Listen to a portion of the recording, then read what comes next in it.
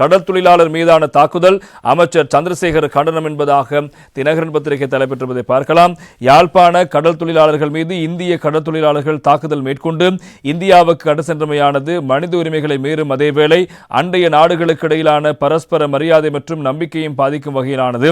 பொதுமக்களின் பாதுகாப்பு மற்றும் கண்ணியத்தை உறுதிப்படுத்துவது இந்த நாட்டிற்கும் அடிப்படை பொறுப்பாகும் என்பதாக அமைச்சர் ராமலிங்கம் சந்திரசேகர் இந்த விடயம் தொடர்பாக தன்னுடைய நிலைப்பாட்டையும் கருத்தையும் முன்வைத்திருப்பதாக அந்த செய்தி முக்கியமாக இடம்பெடுத்திருப்பதை நாங்கள் காணக்கூடியதாக இருக்கிறது. எனவே இது தொடர்பாக மேலும் பல விடயங்களையும் அவர் சுட்டிக்காட்டி பேசியிருக்கின்றார். எனவே அந்த அடிப்படையில் இலங்கை கடற்தொழிலாளர் ஒருவரை கடுமையாக தாக்கி அவரை இந்தியாவுக்கு கடை சென்ற சம்பவம் தொடர்பாக அவர் இந்த விடயத்தை குறிப்பிட்டிருக்கின்றார். ஊடக அறிக்கை ஒன்றை அவர் வெளியிட்டிருக்கின்றார்.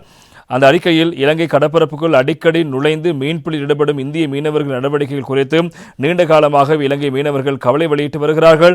பல சந்தர்ப்பங்களில் இலங்கை மீனவர்கள் அமைதியான முறையில் நடந்து கொண்டு இந்திய மீனவர்களை தொப்புள் கொடி உறவுகள் என்ற உணர்வோடு அணுகியிருக்கிறார்கள். ஆனால் கடந்த காலங்களில் இலங்கை கடல் வளங்கள் பலமுறை சூறையாடப்பட்டிருக்கிறது. சட்டவிரோதமான மீன்பிடி முறைகள் கடல் சூழலுக்கும் மீன்வள வளங்களுக்கும் தீவிர பாதிப்பை ஏற்படுத்தி இருக்கிறது. இதனால் உள்ளூர் மீனவர்களின் வாழ்வாதாரம் கடுமையாக பாதிக்கப்பட்டிருக்கிறது.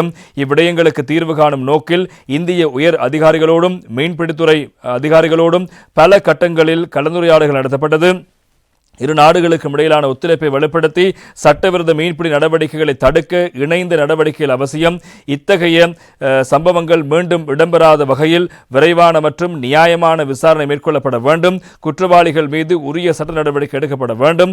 இரு நாடுகளுக்கும் இடையிலான பிரச்சனைகள் அனைத்தும் அமைதியான பேச்சுவார்த்தை மூலம் பரஸ்பர புரிதலின் மூலம் தீர்க்கப்பட வேண்டும் என்பதே இலங்கை அரசாங்கத்தின் நிலைப்பாடு என்பதாகவும் அமைச்சர் தன்னுடைய அந்த கண்டன அறிக்கையில் குறிப்பிட்டிருப்பதாக அந்த செய்தி தொடர்கிறது. இன்னும் ஒரு தகவல் இன்றைய தினக்குரல் பத்திரிகையில் இந்திய மீனவர்கள் எங்கள் மீது பெட்ரோல் குண்டு வீசி வாளினால் வெட்டினர் என்பதாக இன்னும் ஒரு தகவலும் தினக்குரல் பத்திரிகையில் தலைப்பிடப்படுகிறது.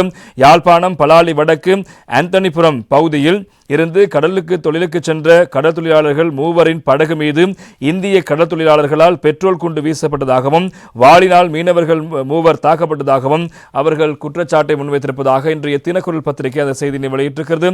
இந்த சம்பவம் கடந்த தினங்களுக்கு முன்னர் இடம்பெற்றிருப்பதாகவும் இந்த சம்பவம் தொடர்பில் தற்போதுதான் அந்த விடயங்கள் வெளிவர ஆரம்பித்திருப்பதாகவும் அந்த செய்தியும் முக்கியமாக இருப்பது நாங்கள் காணலாம். பலாலை கடலிலிருந்து 15 கடல் மைல் தொலைவில் கடல் தொழிலில் ஈடுபட்டிருந்த போதும் எல்லை தாண்டி கடல் தொழிலில் ஈடுபட்டிருந்த இந்திய கடற்தொழிலாளர்கள் 5 இந்த தாக்குதலை மேற்கொண்டிருப்பதாகவும் சொல்லப்படுகிறது. இதன்போது பெட்ரோல் குண்டு வீசப்பட்டதாகவும் வாளினால் இளைஞர்கள் மூவர் தாக்கப்பட்டதாகவும் இலங்கை கடற்தொழிலாளர்கள் குற்றஞ்சாட்டியிருக்கிறார்கள். தாக்குதலுக்குள்ளான கடற்தொழிலாளர் ஒரே குடும்பத்தை சேர்ந்தவர்கள் 17, 18, 27 வயதுடையவர்கள் எனவும் தெரிய வந்திருக்கிறது. அவர்கள் மூவரும் ஒருவாறு அவரிடமிருந்து தப்பி வந்ததோடு 27 வயது குடும்பஸ்தர் செருதூர் மீனவர்களால் கடல் செல்லப்பட்டு தாக்கப்பட்ட நிலையில் திங்கட்கிழமை 8 மணிக்கு செருதூர் மீன்பிடி நிலையத்திற்கு கொண்டு வரப்பட்ட விடயங்களும் இங்கே முக்கியமாக இருப்பது நாங்கள் காணலாம்.